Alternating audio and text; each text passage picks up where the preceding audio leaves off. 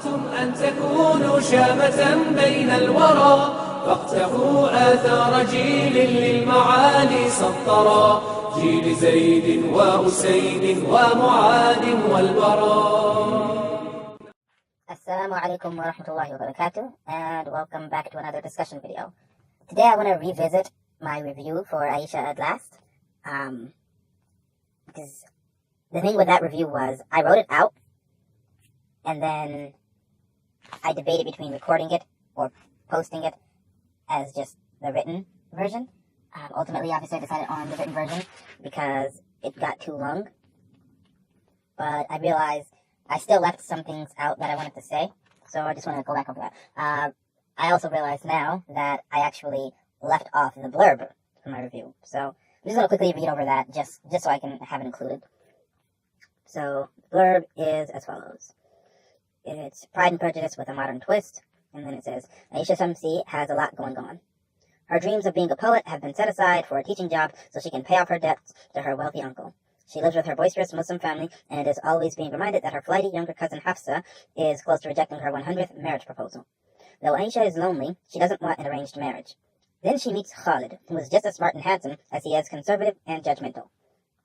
She is irritatingly attracted to someone who looks down on her choices and dresses like he belongs in the 7th century. When a surprise engagement between Khalid and Hafsa is announced, Ayesha is torn between how she feels about the straightforward Khalid and his family and the truth she realizes about herself. But Khalid is also wrestling with what he believes and what he wants. And he just can't get this beautiful, outspoken woman out of his mind. Okay. Make what you will of that. I do have some problems with that. And I'm not going to focus too much on my problems with that because I think some of it I covered in the review. For instance, the part where she says he dresses like he belongs in the 7th century. I think that's just, it's just ridiculous to say. Especially since that's not necessarily in character. It just, whatever. But that actually brings me to the thing that I wanted to talk about in this movie specifically. The main thing I wanted to focus on was reviewing it. I gave my review for the book in the first place as my review as a book. Now, in these few minutes, because I don't want to make this long, I want to review it as Muslim fiction. Or rather, give my thoughts on it for its Muslim representation. Because that's a big part of, how we are going to consume Muslim fiction.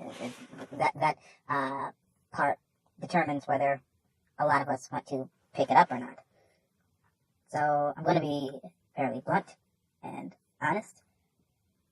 It does not have great Muslim representation. The characters are Muslim, but you don't really see them practicing much. That's not to say you see them doing a lot of stuff that's against Islam, but you don't see, for instance, anybody go to Jumu'ah or, praying. They do go to a masjid, but there's an event that they're putting on there, so of course they have to show up there. But it's not like, they go there to pray and there's a prayer or anything like that. The main character does wear hijab,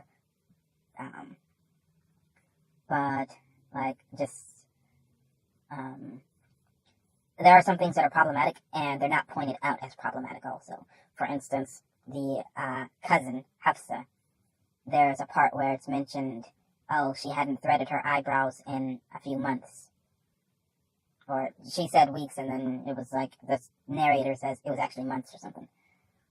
But, that's totally haram. And it wasn't pointed out in any way in the story that, hey, this is actually something that she's not supposed to do. It was just done as a normal thing, In the same way as somebody would say, man, I haven't eaten toast for breakfast in weeks. It's just, played off. It's just, well, I haven't done that. Nobody says, well, you shouldn't do that anyway, so that's a good thing.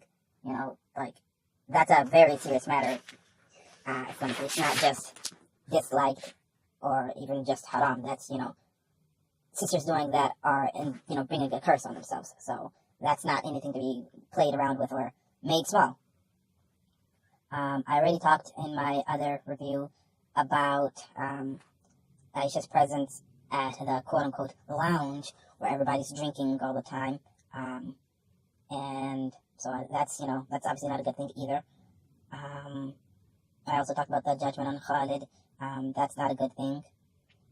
Especially since, like I said, it's ultimately played to the tune of he does need to change and loosen up and, whatever. there are other things too. The, smaller things. And okay, like I said, some of them did get called out. For instance, she challenges him for being alone with her. She's like, is this even proper for you? You're not supposed to be alone, none of that. But they still do it. But at least it is called out. I'm going to give it credit for that. There was a really out of character moment that I feel was really just stupid, and I thought it was going to at least allude to something in the past and cover it, but it didn't, so that was even worse. There's a scene where Khalid is stressed out, and he happens to come across somebody that he's never met before, and that person is smoking, and that person is thinking, oh crap, he's going to bust me for smoking. Khalid takes a cigarette from him and lights it and takes a puff, chokes, and throws it down. He realizes, what am I doing? But that was totally out of character. He was never a smoker, and there was no reason to just have him, I guess better try this. Somebody that, their whole identity is basically, their idea of, I gotta be practicing, I gotta be a, good Muslim, and then just out of nowhere, he just reaches for a cigarette and tries to smoke it. That doesn't make sense. And I thought, when I read that scene, I thought the author was going to reveal that he actually used to smoke and, he repented and changed, but the addiction was coming back or something like that. Nope, she just wanted to have him smoke. Made no sense. Another thing is when a character is asking Khalid what he does for fun, one of the things he lists is read Quran. That's not something you do for fun. Fun is leisure and enjoyment and, that type of thing. The Quran is not an instrument for you to have fun with. It's not a book for you to, laugh and, when you're having fun, something is not taken seriously.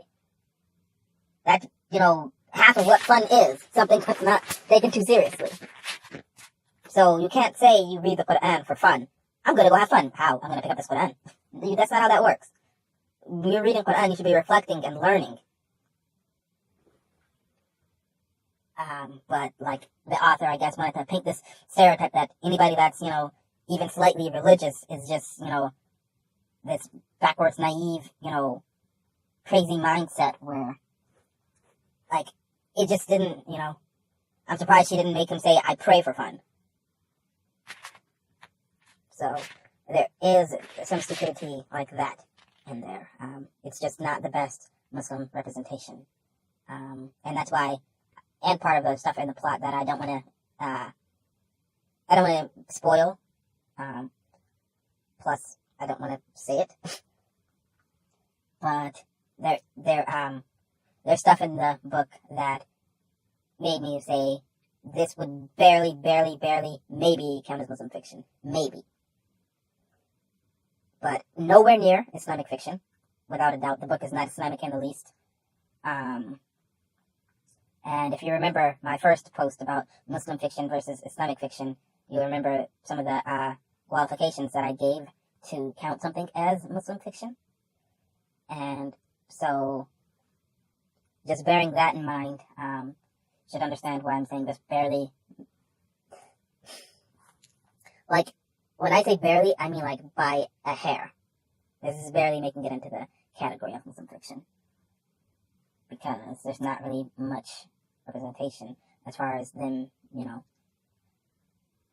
Well, there's some representation.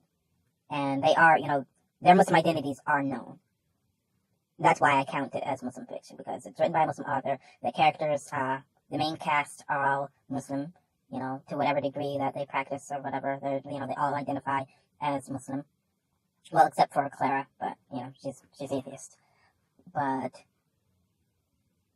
they're all, the author's Muslim, the character's Muslim, they're, practicing to some degree. You just don't see a lot of it, but, they're not hidden away from their Muslim identity. They're not divorced from their Muslim identity where you can't tell that they're Muslim until the very end where the author does a J.K. Rowling and says, oh, well, actually this character was Muslim the whole time. It's not like that. So, it just passes as Muslim fiction. On a scale of 0 to 10, it would be a 0.3. But that still counts. So, yeah. That's my quick review as far as Muslim representation. And Inshallah soon I'll be reading and reviewing another book which seems a little promising. It's called The Broken Kingdom. I can't remember the author's name right now. I know his last name is Hussein, but that's about all I know about the author. Well, he's from the UK. His last name is Hussein, and the story is a Muslim book.